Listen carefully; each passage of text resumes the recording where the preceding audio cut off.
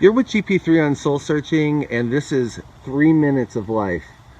I wanted to give an encouraging story, a storyboard of an experience where, as a kid, I was climbing up my grandmother's tree. And in the backyard, all of us cousins would always get together and play Red Rover, and climb up this tree. This is a family tree. It's a beautiful climbing tree. It could hold all of us kids up in it, and it had peace and love in the tree in a way that you would never consider that really there's any other kind of world. And we actually, it's now that I think about it, I think of my whole life, and 3 minutes of life means something to me. There was an encounter, an experience, and something that brought joy, and something that brought testing, something that brought an awareness to the greater self. And in my life, I've been directed and guided towards this pass through.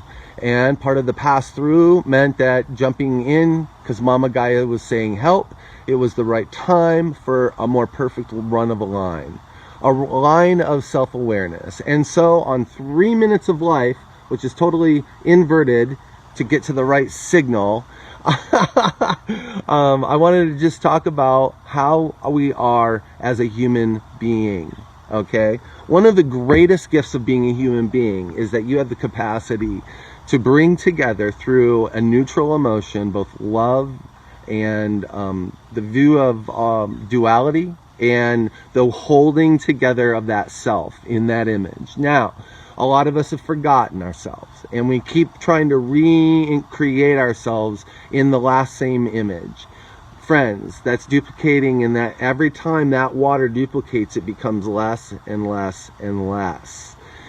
The idea was to bring in all 12 of us, meaning the self has multiple facets, all out fanning, multiple directions, going all the way out to our outer space. And we want to grab a hold and say, I'm going to bring myself together today.